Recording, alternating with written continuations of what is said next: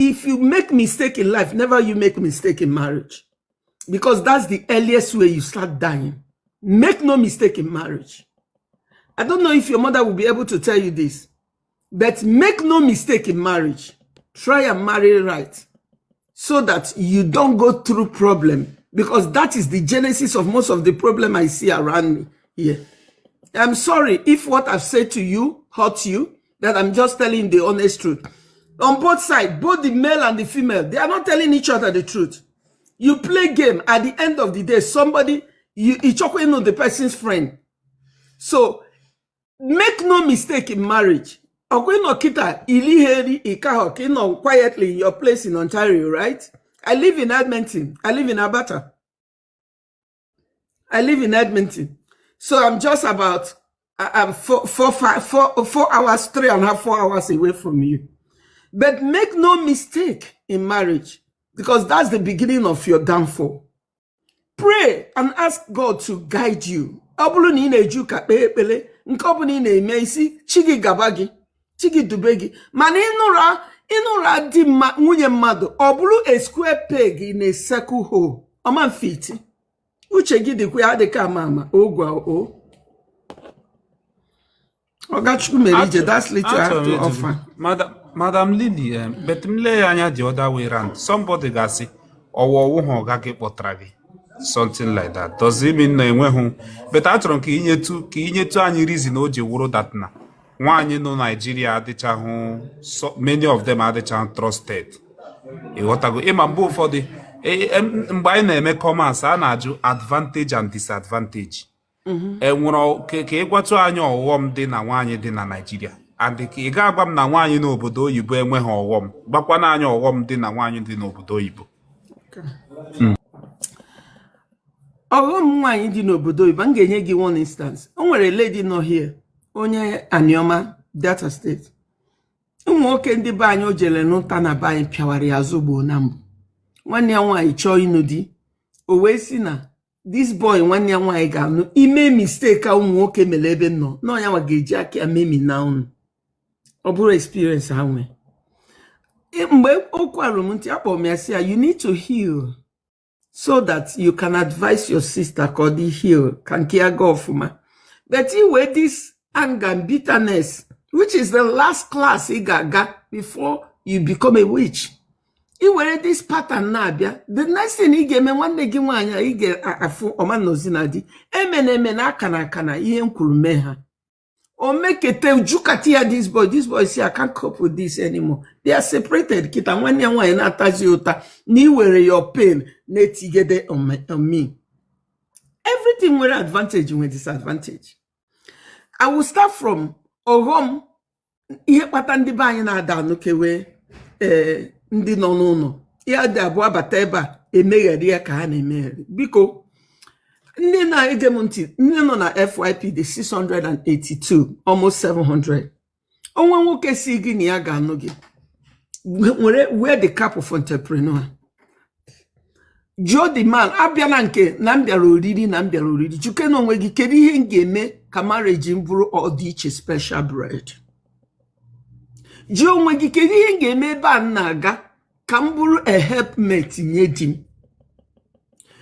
Ụfọdụ ikwuru okwu, ụfọdụ si ọkwa di m kpọtara m. Di m bịara ebe ịrụ ọrụ. Mgbe di m pụtara obodo a, achị m ụmụ ịtọ dịrị ime nke nọ. Ọ hapụ m na Nigeria with ụmụ ịtọ na afọ ime. Ana m enedo n'anya. Mgbe opportunity pụtara na m ga-abịa Canada, o tinye akwụkwọ. Akụkọ dị mụ na di m ji bịa Canada, o tinyere dị akwụkwọ. Mụnwa nọ na Nigeria bụ onye na-efili the form. Mụ na Nigeria bụ ihe na-follow the whole thing. Mgbe permanent resident eji mee ya approve, ọ dị m kpọrọ ya si ya na-emegotukwa the PR approve. You know why? Because we are working as a team. Nwaanyị ọbụla ga-anụ di ga-asị na I want to be a helpmate, aga m arụ with team. And this is the place na-asị ndị nne na nna chanụ. Because ọ na-eme nwaanyị onweghị na onye si na onye obodo Igbo chọrọ ịnụ nwa m. That is the moment ị hụrụ nne na nna asị gị, ọkwa ịhụ na roof anya na-eli gị mmiri, di gị bịa ha na-agwakwa ya ka ọ rụọrọ anyị roof. Ọkwa ịma na nwanne gị nwoke a nọ n'idoro ọrụ, di gị bịa ha n'ịnụ gị gwakwa ya. And that mindset can one ya gejiz obataze na family na marriage obuze musketeer or care for whatever you're going through. You na-eme just come ya ka na the family. And only few of them really understand that. Another disadvantage in the mmadụ na-emekwe na ha no nwaanyị Bible, ha no ụfọdụ nwoke anya ha agwa onwe ha eziokwu, na agwa nwaanyị ha chọrọ ịnụ eziokwu. Unfortunately, ịbasị nwaanyị na ị na-eme nka na ị na-eme nka na ị na-eme nka na ị nwere nka na ibi ebe a na ibi ebe a, nwaanyị batazie ebe a, nwaanyị afụ na ihe ahụ ị gwara ya bụ ihe mere eme. You are the type. Onye eji m enwe m example, nwanne nwoke before nwunye ya bata akpọ m ya si ya gina mmadụ ga na-ekwu okwu, the person will lose in ima mmadụ because mgbe niile nọ na phone onwe mmadụ post na Facebook ị ga-anụ na tia ị ga-akọ na tia. Nwunye gị mee mistake bata ebe a, internet dị free ebe a, you can never get her to be useful. Ihe m kwuru ekwe eme na na-eme. Instead, this you would have cautioned by you telling yourself, na nwunye m na-abịakwa, this habit, I need to throw them away. So okay, n'ezie ihe na-emesi ndị be anyị nụzie here, the other side of it. Ndị kpata ndị anụkwara ebe a. Ndị anụkwara ebe a na-abụ ndị askago, ndị ụmụ nwoke pịawagoro azụ. So otu tebụl ahụ fọrọ ofu ukwu, ha sizie ebe ọ bụ na mmadụ mere ihe a, na onye ga-atazi afụfụ ya bụ the next person. Chukwumerijem fụ ebe the problem si abịa. No, the next person ga-abanyezi n'ọnya ha bụ onye ga-eri ntaramahụhụ ihe onye nke ọzọ mee ha. And this is where I said, Ichilu, judge, to be very careful. Mana enwekwara ezigbo nwanyị. Honestly, they do. Honestly, they do. Dem non Collins. Ontario akwụkwọ ebe a na-afụ nwanyị. I'm not lying to you. I know your job is in Ontario. I know you need made in Ontario. Have you thought about other provinces? Have you thought about your job in other provinces? Look elsewhere. Because you are judging based off even at Toronto. Toronto to me is Lagos. Kai go nwa ezuku do ha na ebi na Toronto o mashe. Kai gwagodu meziokwu.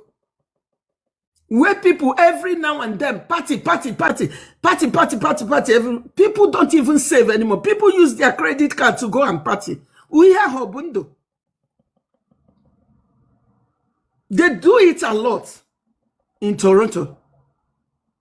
You might not know those people that do it, but this is mainly most people that left Europe, they landed in Toronto. Because that's where they feel that they have their kind of person. But try and look elsewhere, my dear. There are women. And you get a peaceful wife here. With your story, one name, you will not go through this again. No, you need peace in your home. There are a lot of things that Naba will be. But please do me a favor. Look around. Look around. Whichever way, in on a FYP negemunti, if a man said, I want to marry you, I want you to sit back. Forget about gini kangerite. Ask yourself, what am I bringing to the table? What is my vision? What am I bringing to this marriage? What am I bringing to this relationship? If you don't have anything to happen, a little kid, she sent me videos and pictures today. That really wowed me. The video sending Oje more case lock. Is lock. For me to relock this lock is $150. I think my big sister. Question I was ready yawo. Olola wanyu already. If yes, can you make a marriage ya work or because I need advice with supposition no lobe Hawaii, whereby the reality, the truth of the matter will no logo wanyu already. Collins, I don't know if I'm making the if I'm hitting the point. Yes, hello, why? Oh, you know already. Yes, so I'm 2 times. So what I go already. So here I was here with the cheap was something okay, may I walk or as you or was he always married man. Okay. Munye ga no na this space I na-ekwu okwu kita no iso gị na TikTok. Na imuturu onwe gị. Ọ bụrụ na social media. On a TikTok, but on a Jika Bata. Onwe ka isi n'anya na ọnọhọ n'ihe anyị na-ekwu. But not ever. Good. I can now speak freely. Now when you go nwunye gị. Ịchọkọ bata Canada okwe? Yes. Good. I'm going to talk to you like I'm talking to you as a client. Your first Mama, step speak freely. Monu here. Speak freely. Enwehu okwu ọjọọ. Ụka ọma na ntị, ụka ọjọọ na ntị. Speak freely, biko. Okay. When your wife come in, before bata, start sensitization. Jọ nwunye gị, ama ma ọ bụrụ onye gụrụ akwụkwọ, another thing ị ga-agwa ya try ya mata another trade. Ya chọọ na nwere any trade ọ ga-amụta. Im insalot, you get why. Ị hụrụ ya nya n'ọnụ kịta. Tape ka nya n'ọnụ. Akwa dị ebe a, ihe the lady ga-akwụ m ga-ejikwa akwa $350. Ka ọ ga-akwụ m, ọwụ m go tailoring accessories. Ya ka ọ ga-akwụ m ka nkwari akwa. Emewishi n'ingesia, ị ga-ajụ ya si ya, supposing joy ọbụrụ ajụjụ, God forbid, supposing abia that you can't be able to afford for you people, what will happen? I know you don't like this question, but I'm a very proactive human being. I'm a philosopher. I read philosophy. While we are talking about positivism, I talk about negativism. What will be the backup plan? What can she learn? Is there anything she can learn? Maka ọ bata ebe a mụọrụ gị nwa nke izizi ọ bụrụ nwaanyị, ọ mụọ nke ịbụ ọ bụrụ nwaanyị, mana gị ji akpụ maka isi in a month emene $160. That is something she can do on her own. I'm sorry for whatever I've said. Maybe you did not, I said it in a place of Oyechori. You've already married. I apologize for that. But actually, both of you start having an honest discussion. That honest discussion, what does she want when she comes to Canada?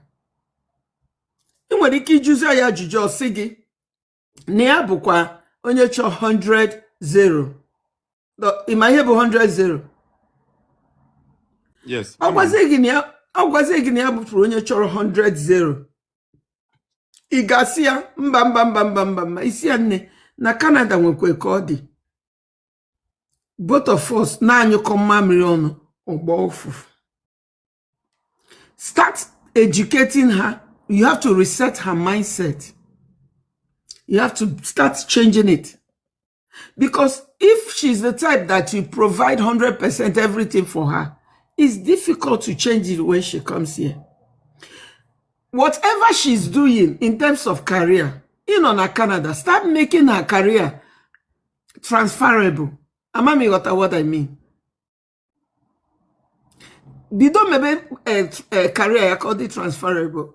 Amam ko sogro. Amam ihe na eme na Nigeria. What does she do in Nigeria?